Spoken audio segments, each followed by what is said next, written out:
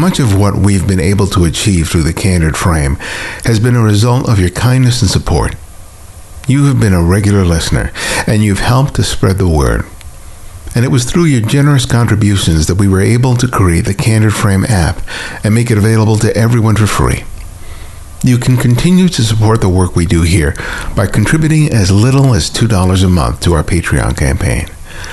You not only help to meet our costs of production, but provide us the means to improve the quality of the show and do so much more.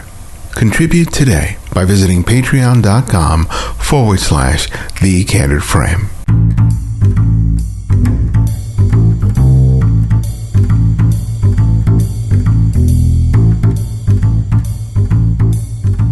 This is Ibarian X, and this is The Candid Frame.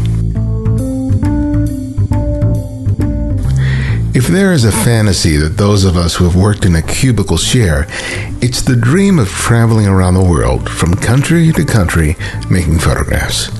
I'm not talking about that occasional vacation abroad, but rather living out of a suitcase, camera and passport in hand.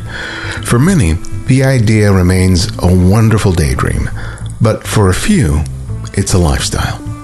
Ralph Velasco has been living that way since the last time we talked to him on the show.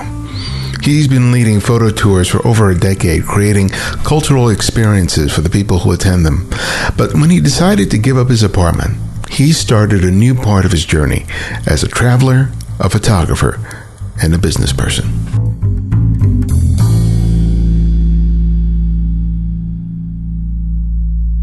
Well, Ralph, welcome back to the Candid Frame. It's a pleasure to talk with you. It's been a while since I've had a chance to talk or see you. So happy 2018. Hey, thanks. Really nice to be here. I appreciate you having me on the show. So you're a traveling fiend, man. You're all over the place. So where were some of the places you went in 2017? Boy, I had a pretty full year. I usually do the domestic travel shows in the first quarter. And then I had a Cuba trip. I did Morocco, the Baltic states, so Lithuania, Latvia, and Estonia. And then I kind of took the summer to create this new online course that I'm working on. And then I went to Romania, scouted Bulgaria. I did an India trip and then a Cambodia trip. And then I spent some time in Sri Lanka, and that got me through the end of the year. Well, I think it's been a while ago, but at some point you had stopped having sort of a dedicated home to live in because you were traveling so much. I think it was the last time I talked to you. That was maybe 4 years ago now. Is that right? It's been at least 4 years, I think, coming up. Then I've been what's come to be called location independent. Yeah. Which is a nice way of saying homeless, but in a good way. And I don't want to make light of people that are actually homeless, but I gave up 90% of the things that I owned. I got rid of everything, just minimized, and decided, I'm on the road 9 months out of the year. Why am I spending rent 12 months when I'm there for 3 months, just a couple weeks at a time? Mm-hmm. So I finally got smart and got rid of my apartment in Southern California, and now I kind of live on the road. Yeah. So what was the most surprising thing about making that choice? Well, probably how easily I slid right into it, and how I guess I didn't think that I would miss my stuff too much. I remember the exact moment when I decided that I should do this. I was on a scouting trip in Spain in 2012, and I was been on about a 2.5 month trip at that point, which is pretty standard for me. I usually hit the road for 2 or 3 months at a time. And, I'm walking around Toledo and dragging my big checked bag, and I've got my one carry-on bag. And, here I was gone for 2.5 months and thinking, do I really need those 600 CDs I have at home and those 500 books and all that stuff? And, I just decided that it didn't make sense. And so I was, able to get rid of it fairly easily. And so I think it's just the fact that I was able to kind of carry on without any issues whatsoever. And I slid right into this lifestyle fairly easily. What did you come to find were the essential things that you absolutely needed to have? I mean, obviously you have your computer, you have your camera, you have your clothes, but were there other things that you found that, as part of, my overall life, that there are just certain things that I just need to have regardless of where I am in the world? Yeah, I operate my business from wherever I am. And like you say, laptop would be essential. Certainly my phone, which, I'm doing more and more business on lately. I just graduated to the iPhone 10. So that's been a little bit of a learning curve, but I don't usually like to do a whole lot of business on my phone, but so I must have a laptop. What else? Kind of something funny that I like to take with me all the time is a pair of slippers. Really? Yeah, it kind of gives me a sense of home. And if I'm in a hotel room where maybe the floors are not carpeted or something, I like to have my tootsies warm. So I've got my slippers that I take with me, and they don't take up much room, but they give me a little bit of a sense of home. You lead all these tours, so you're always with different groups of people, wherever you're going. But, one of the things that, when my wife experienced it when she was doing a lot of traveling for one of the jobs that she had during some years ago, was the idea of it can be kind of lonely living out of a suitcase, shuttling from one place to another place and not really being connected to anything. Did you experience that even though you were interacting with people all the time? It is a lonely thing. It's a lonely life. It seems like I'm either with a group that I'm, leading a tour with, or I'm on my own. Or sometimes I am scouting and I'm with my local guide or my local tour operator. But there's a lot of, meals on my own or time in my hotel room on my own. And I don't know if it's any more than you might have if I had my own apartment. And I do like my alone time, but maybe it's a little bit exaggerated when you think that you're in a hotel and you're in these wonderful places and maybe you are by yourself. And it just seems like sometimes it's a little bit more than you might normally be.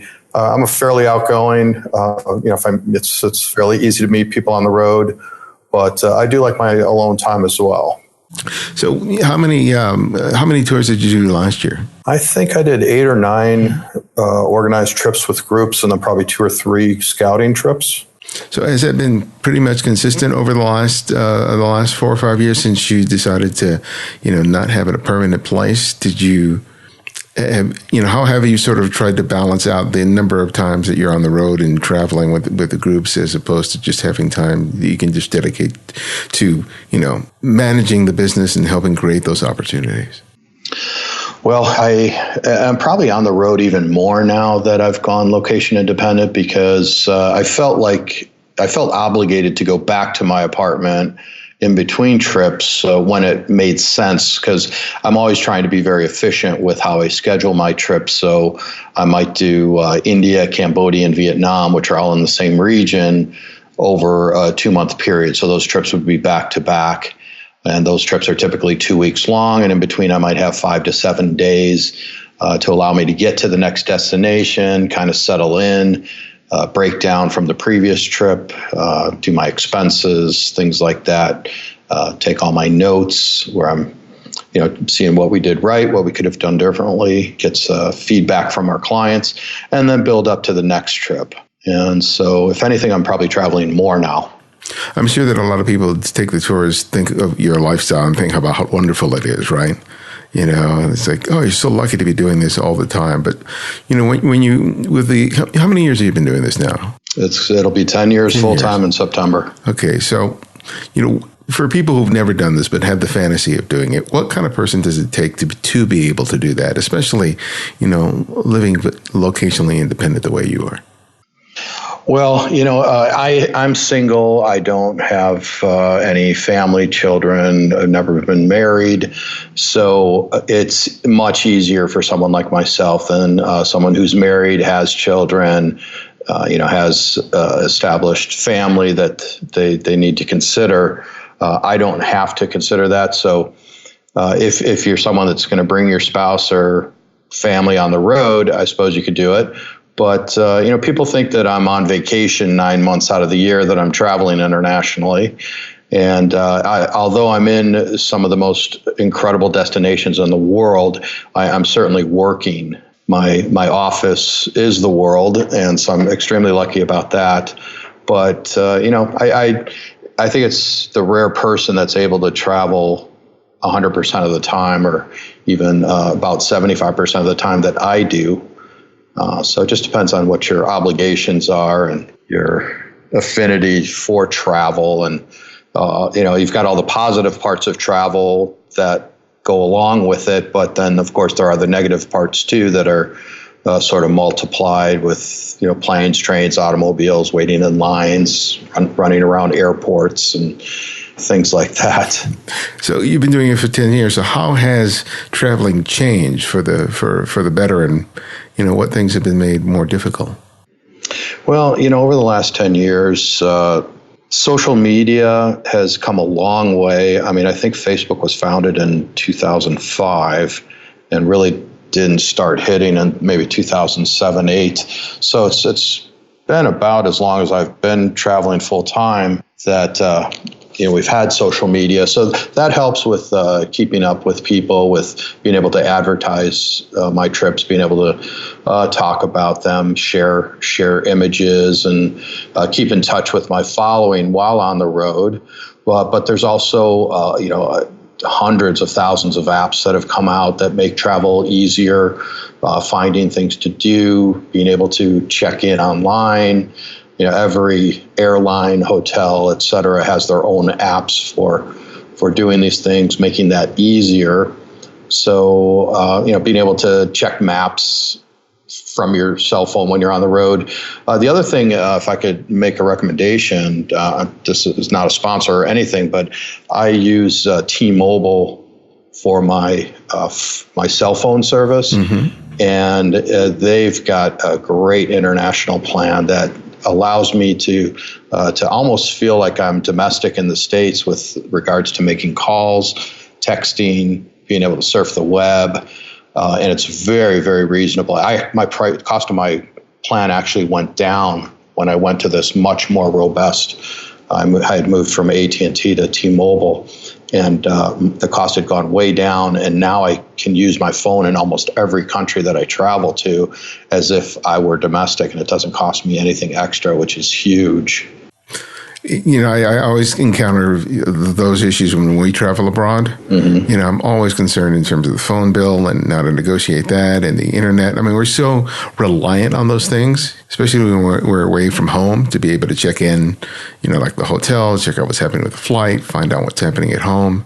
In terms of staying connected, is the phone the one way that you sort of rely on for internet, or are you looking for places like internet cafes where you are in order to be able to get a reliable internet? Because everyone promises internet, but it doesn't necessarily mean that it's reliable. Yeah, it's a good point. I don't do too many internet cafes unless I feel like I want to get out of the hotel room and just get a little change of scenery. But for the most part, I'll work in my room if that's available.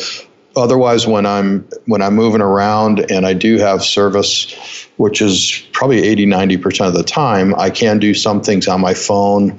Although I don't like to do a whole lot of real hardcore web searching on the phone itself. It's just a smaller device, and I prefer to be on the computer. But most of the hotels that I go to have very reliable internet access, and I do most of that work in the room.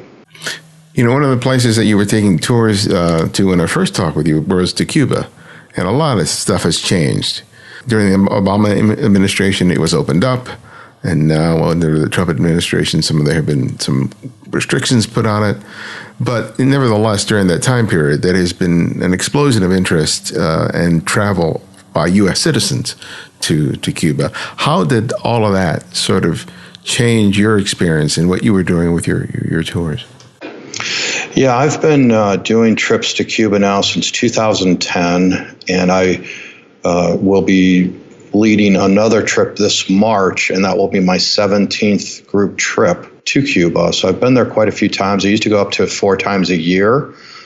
Now I go maybe once or twice, and it's this last trip I did last year. I was not sure if I was going to do Cuba anymore because it was getting somewhat harder to bring groups down there, even under a fully licensed, organized program, which is the only kind of trips that I do. But I had a couple clients that said, "Come on, Ralph, do one more trip. I can put a group of 6 people together." And so I'm like, "Okay, we'll do one more." And I decided to change it from where we aren't staying in a hotel, but in what are called casas particulares. And these are rooms in the homes of people that have been licensed by the Cuban government to rent them out.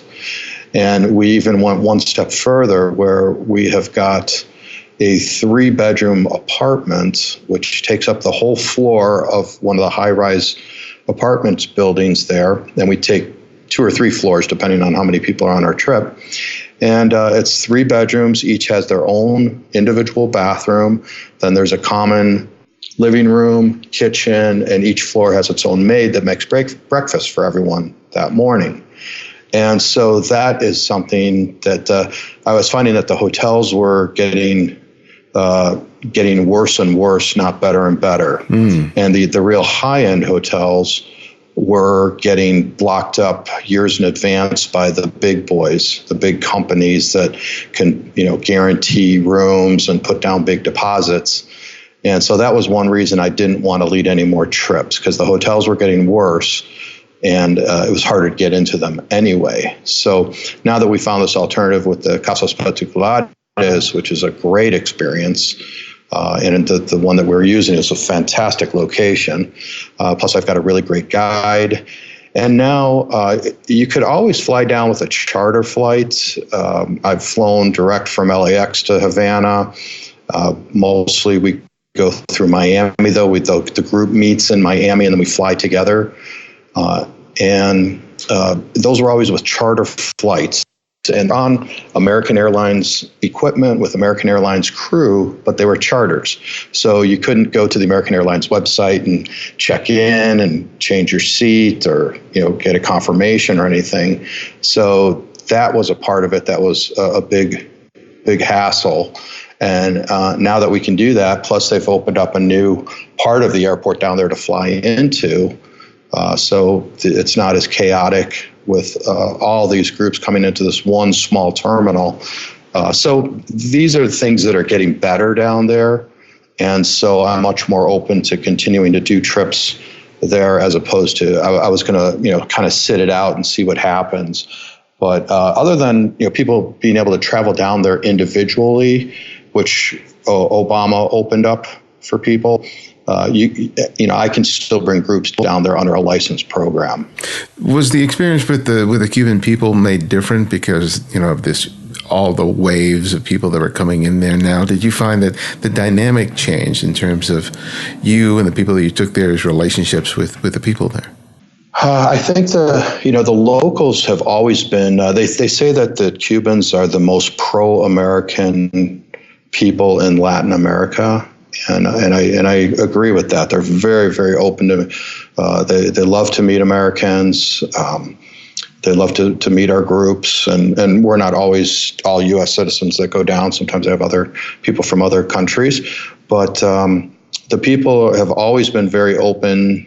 Really, it's a very safe country, which a lot of people don't realize. Extremely safe. So we still have many of the same people-to-people experiences where, to me, travel is about the locals. And so I do my best to get my people to meet the locals, whether it's in Cuba where it's required, because that's what the sort of the definition of a people-to-people program is to, the U.S. government saying we're going to allow you to go down there, but it has to be an intercultural exchange. They don't want us going down there and sitting on a beach, drinking pina coladas, scuba diving, things like that.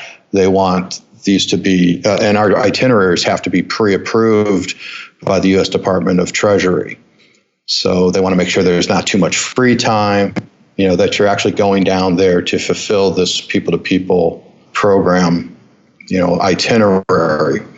So I think the people are getting even better, and the experiences that we're having are even better. Well, I think that's one of the strengths of what you do is that, though a lot of people advertise, photo workshops, yours is really, about the experience of interacting with people, especially, like you said, the locals. Tell us a little more about that aspect of what you do, because I think that's probably one of the things that appeals to me the most, because I talk to a lot of people who do tours or photo workshops in different locations, but sometimes I feel that there's a disconnect between the people who are attending and the people that they're visiting and interacting with. Yeah, I've never referred to my trips as photo workshops. And I started calling them photo tours, but I'm starting to even get away from that and now referring to them as cultural tours with a focus on photography, so that photography is a part of our trips, but it's also about the food and the people and the culture and the dance and the music. Of course, we've got our cameras with us when we're having these experiences. And this is on all my trips. This is not just Cuba. But to me, it's about getting my people in the right place at the right time. My trips are on average half-day scheduled, half-day of free time, although there's less free time in Cuba because of what I was talking about earlier. But people that come on my trips are definitely photography enthusiasts, and I get everything from beginners to professionals that come on my trip. But they just want to know that everything is set up and in place, and we just tell them where to be when on that first and last day. And we kind of handle everything in between except for their free time, which then they can have to explore on their own, put into practice the photography tips that they're learning, bring a friend or a spouse who's not necessarily interested in photography. They'll fit right in during the group activities, but there's also free time to go pursue their interests, or just sit by the pool, sit in a cafe, watch the world go by, do whatever you want. Yeah. So and that attracts a different type of traveler. That's someone that doesn't need their handheld, the whole trip. They're comfortable with filling in that free time, and they welcome it. They love it. Well, one of the things that you're doing is you're offering a course on how for people to make a living from doing the kind of traveling that you do.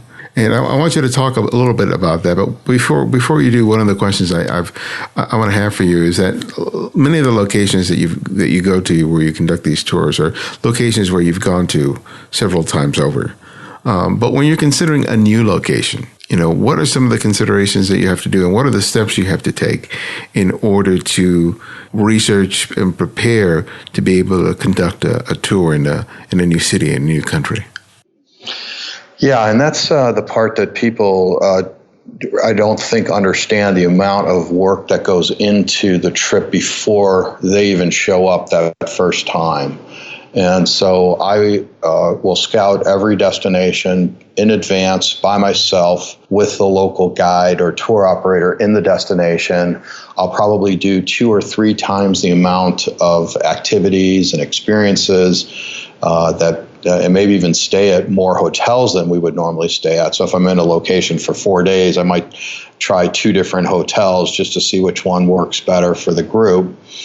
And then my job is to then kind of take all those pieces of the puzzle and put them together into a trip that, in my mind, should provide variety. So I like to, we typically will fly in and out of capital cities because they've got the biggest airports and are easiest to get to. But then I'll also, we'll explore villages and smaller cities and towns and give people a variety. But it's also about the destination. This is what I look for in a scouting trip is, what kind of tourist infrastructure do they have? Do they have nice roads? How are the vehicles? What are the hotels like? What's the service like?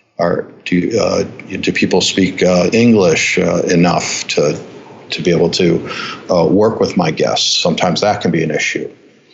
So there's dozens and dozens of things on my list that I look for in a scouting trip, from, can you drink the water to what are the pillows like in the hotels and the location and safety and all these very, very different aspects. And that's really what we go over in you were mentioning the course. So I decided to expand my business. And the only way that I could expand my business, because I can't lead any more trips physically, I'm just on the road too much as it is.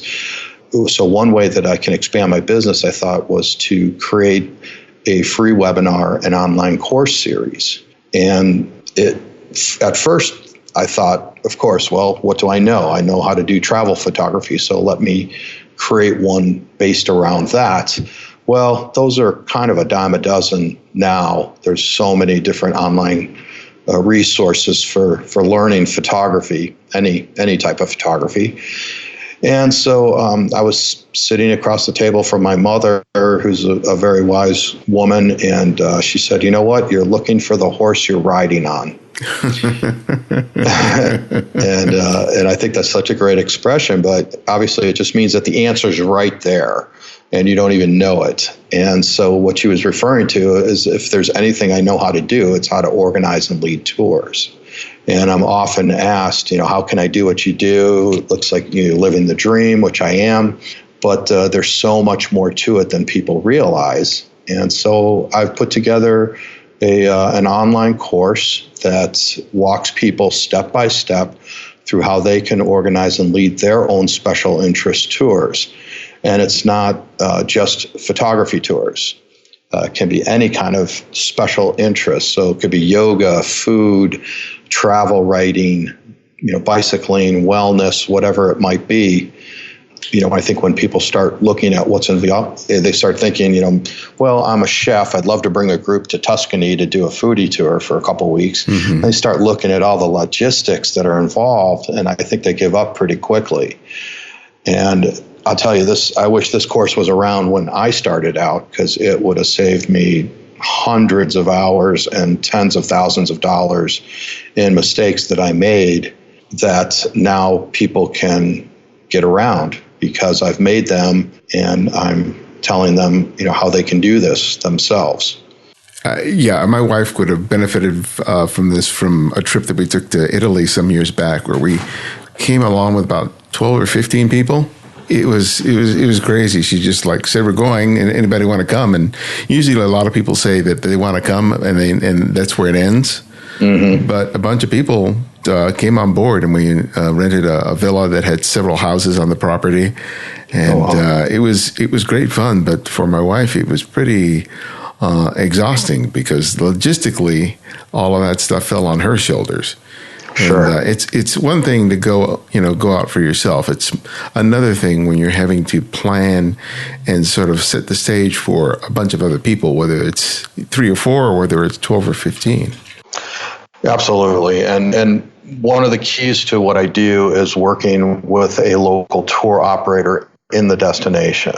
I tell a story in the free webinar about how I wanted to put together a trip to Spain, which I had been to many times. I speak Spanish. I knew exactly where I wanted the group to go. And I thought that through myself and assistant, we could cobble this trip together ourselves and cut out the middleman. Well, you can imagine that, number one, I had to pay her, so it did cost me money, but there was also my time, her time, and we're dealing with 30 different vendors. Oh, yeah. From, 4 different hotels, 4 different guides, transportation companies, restaurants, activities, experiences. And, when you work with a local tour operator, they've got all those connections. And so you just kind of deal with them, tell them exactly what you're looking for, and then they can help you put the trip together. That's the 30,000 foot view. It's obviously still more complicated than that, but it doesn't save any time or money to try to put these things together yourself. So how do you connect with the people who end up, who are your foot's on the ground in whatever place that you are intending to set something up? How do you make that connection? Do you mean with the local tour operators? Yeah. Especially since, for if you've never done it before, I mean, you may have traveled to a given country for yourself, and you say, hey, okay, this is a great location where I'd like to do one of these sort of tours. But like you said, you're relying on people who are there, who are familiar with the territories. But how do you make that connection and choose someone that you can rely on? Yeah, it's that's the hard part, and I've found tour operators many different ways. I'm to a point where the tour operators are actually contacting me and saying, I've been to your website. I see you don't do trips to Armenia. Have you considered that? And so then I'll decide, if I'll look into it. And if that's a place that would fit into my portfolio of destinations, then I'll keep pursuing it. But I've found tour operators on LinkedIn, going to travel shows, just doing Google searches, talking to tourist boards. And I'm one of the major projects I'm working on this year is consolidating a whole resource that would have that information in one place.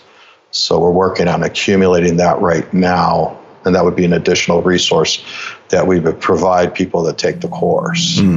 Is there a location that you chose that you weren't sure how it was going to pan out, but then it really kind of surprised you in a good way? Probably Romania would be way up there.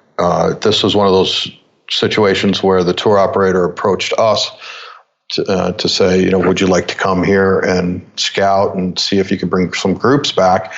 And now I think we're on our 4th or 5th trip there with groups. And it was a destination I'd heard of. Had never been before. It interested me. I love Eastern Europe. And so when I did the scouting trip, I was just blown away. But it had all those things that I mentioned earlier, that variety, that tourist infrastructure, good food. It's a step back in time, especially in the northern parts in Bukovina and Maramuresh, these northern regions where people are doing the hay harvest. So it's also very important to be timing these trips when the things that you want to do are happening in the destination. So we go around the last week of August, first couple weeks of September, when that hay harvest is. And so you see these families out in the fields, and they're using sickles and very, sort of, I don't know if it's the right word, but sort of antiquated methods to harvest. And the fields are so hilly and rolling there that you can't really get tractors through there and combines and things like that. So everything's done manually. And that's the beauty of it, especially for the photography. But you'll see little kids out there pretending like they're helping, to very older, much older folks that have been doing it for 60 or 70 years. And it's a family affair. They're losing that. They've got that brain drain because this area is fairly remote, right. Mm-hmm. And so the younger kids, the millennials, are moving to the big city like Bucharest or elsewhere in Europe to get those high tech jobs where they don't have to get dirty like this. But it's understood that if your family owns property, that you come back for those 2 weeks and help out. So it's a really interesting culture, and the photographs that we've gotten have just been fantastic. It's like a step back in time, but yet you still have that modern tourist infrastructure where we're able to go back to nice hotels, got nice vehicles, things like that. So, do you find that coordinating these things around cultural affairs like that, cultural events, is really one of the things that helps to draw people there, especially since you're going to be able to do stuff that's outside of the touristy stuff and allow them an opportunity to really engage with people? Oh, for sure. And that's what I look for. Now, I've got this 7-page document that I came up with. I finally realized that I needed this, and I call it the tour operator expectation list. And so this is a 7-page document that I've come up with that tells the tour operator about me and my company, also asks him or her about them and their company. But as important is the information that I'm looking for. So what kind of hotels do we like to stay at? What type of activities are we looking for? What do we not want to do? And that's both for the scouting trip and for the group trip. So, on the scouting trip, I don't need to go see museums or every monument. I want to get in with the people. I want to have these cultural experiences. And if people want to go to museums, take a cooking class, do something that's not on the itinerary, they can do that during their free time. So, yeah. So how do you work out, with locations where they may not necessarily have English as a native language? How do you sort of work it out, especially with the people that you're bringing along? As you said, you're not just dealing with the U.S. citizens, but you're dealing with a variety of different people from different places where it may not be the shared language. How do you sort of negotiate that with respect to whatever place you're going to?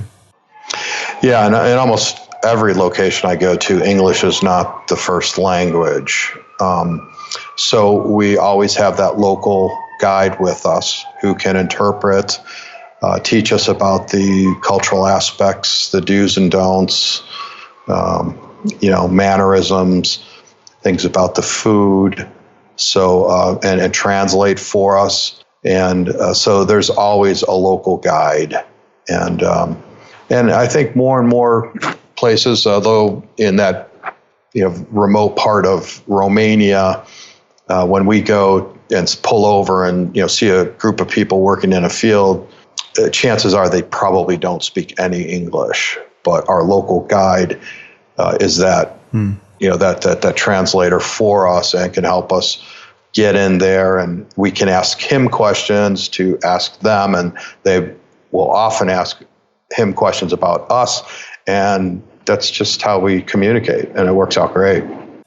So how has your photography changed over the years, since you've had, you've basically been able to create these amazing situations in which to make images? I know that you're not completely,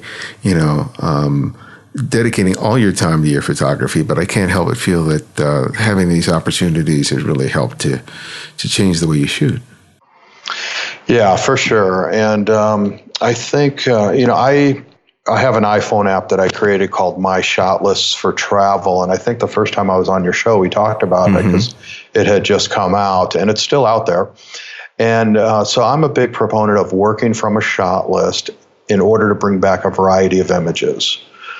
And I've seen my photography as I go to these, as the types of trips that I've organized have changed a bit, and we're going to places like Cambodia, Vietnam, India, Bhutan, Morocco, Romania, that I'm shooting more and more people. And that's, I'm often asked, and I provide a lot of preliminary information before the trip to my people, and, tell them about what it's like to photograph the locals. Are they open to being photographed?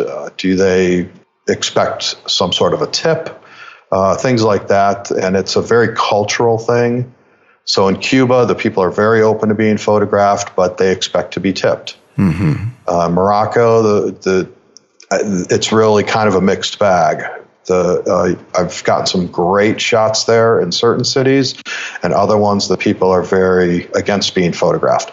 But almost anywhere in Morocco, they don't expect to be tipped. Cambodia, they don't expect to be tipped, and are very open to being photographed. So those are the kinds of things that whoever the tour organizer is, if you're going on a tour, should be telling you those things in advance.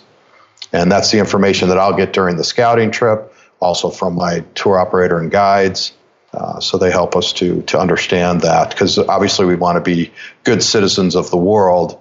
And it's always about trying to create that relationship as much as you can, in the 5 or 10 minutes that you might be in a place. And that's asking questions and things like that. But I tend to do a lot of candid photography as well, because when you do talk to people and ask their permission, you tend to get more posed type shots, which are fine, but I also like those candid shots as well. One of the things about doing this is getting the clients, getting the people to sign up for the workshops.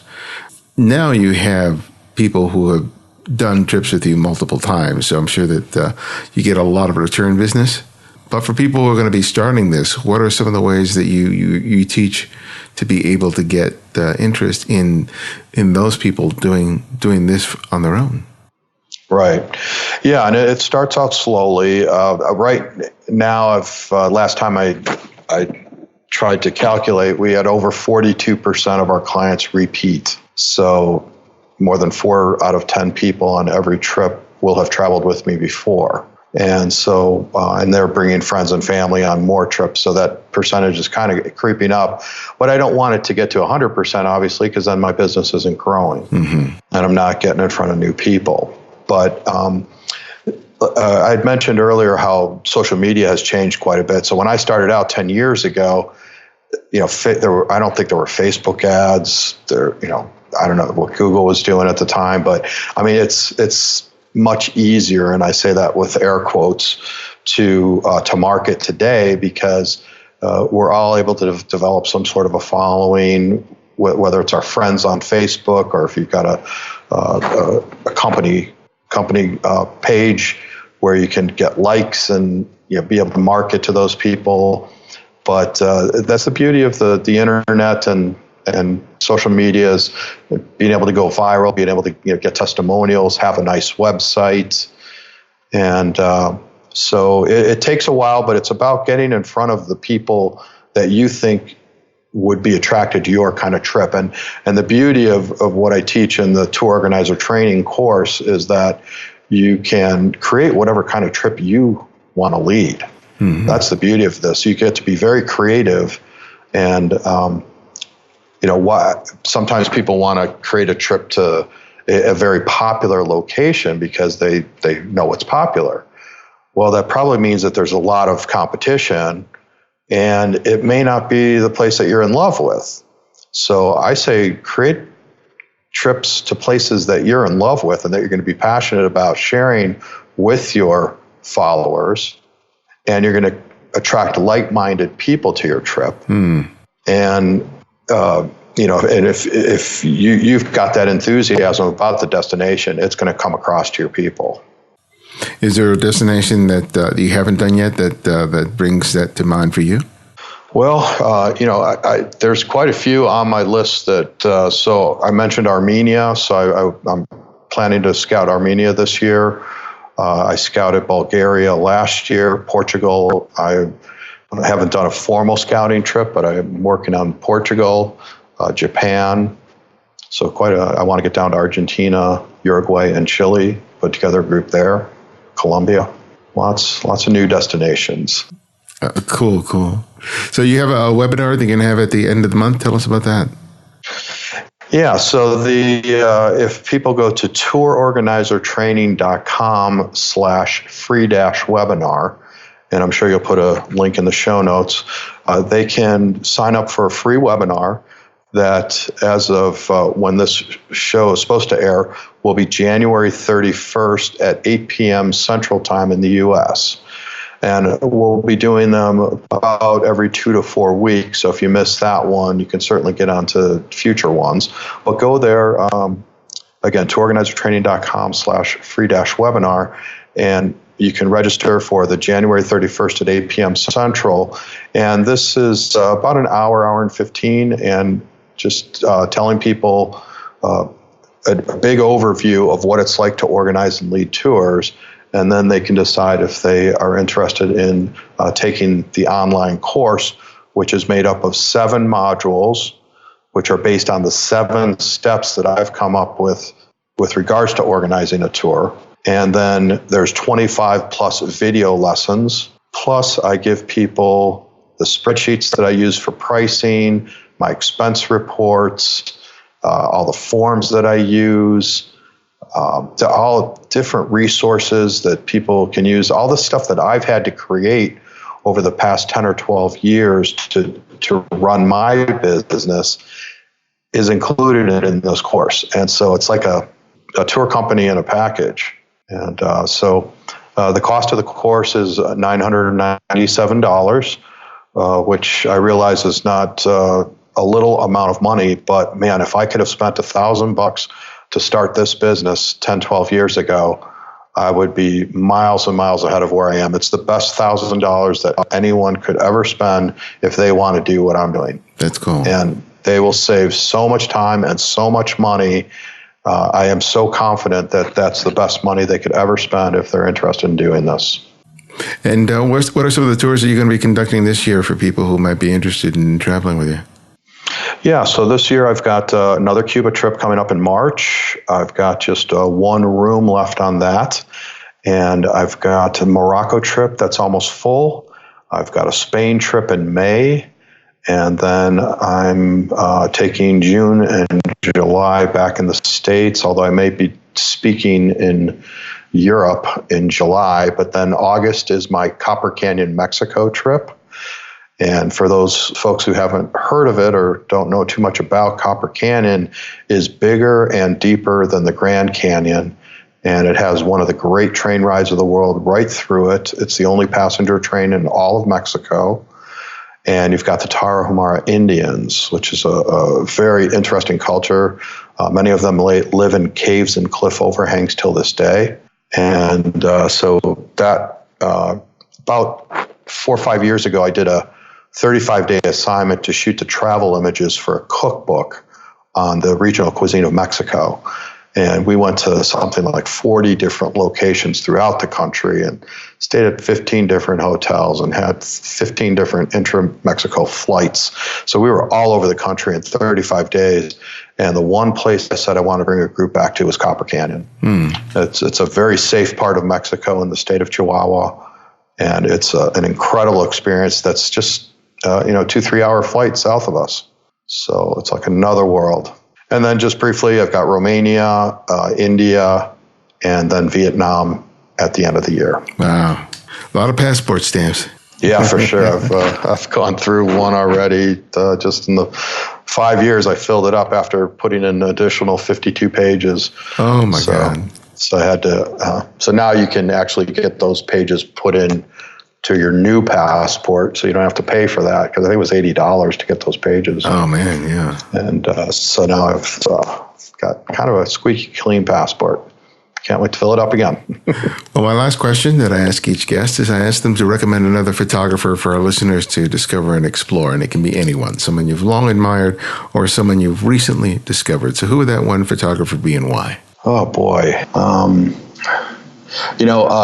Grobel is a good friend of mine, and he is just an outstanding photographer that I think your listeners would really enjoy seeing his photography. He leads photo workshops and photo tours, and he's just the nicest guy and a fantastic photographer. So I would recommend Carl Grobel, KarlGrobel.com. Well, Ralph, it's always a pleasure to sit down and talk with you. Thank you so much, man. And I wish you a very prosperous and safe 2018. You too, Baryonyx. Thanks so much for having me on the show. It's nice to catch up with you. And perhaps I'll see you in Southern California when I'm out there. Absolutely.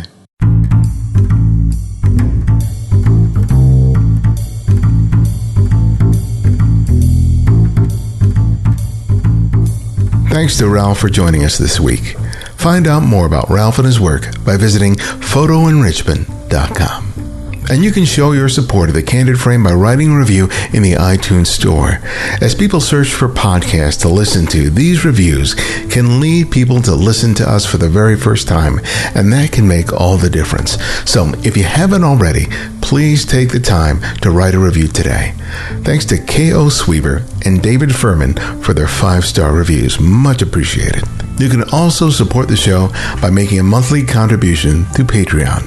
And for as little as $2 a month, you can help us not only to meet the cost of production, but allow us to improve our podcast, YouTube channel, and website. Or if you just want to make a one-time contribution to the show, you can do so via PayPal. You'll find the link for both on the Candid Frame website or show notes. Thanks to Philip Elliott and J.P. Muskowski for their recent contributions. It means a lot to us. To access our complete archive of interviews, download the free Candid Frame app, available for Apple iOS and Android. Not only will you immediately receive the latest episode on your phone or tablet, but you can now easily share your favorite episodes on your social networks and help spread the word. And if you want to drop me a line with comments or suggestions for the show, you can email me directly from the app. Download it today by clicking on the link in the show notes or the website at thecandidframe.com. The Candid Frame's audio engineer is Martin Taylor, who you can find at theothermartintaylor.com. The show's senior producer is Cynthia Parker, and our music is from Kevin MacLeod, whose royalty-free music can be found at incompetech.com. And you can follow me on Twitter and Instagram at simply @IbadianX. And this is IbadianX, and this is The Candid Frame.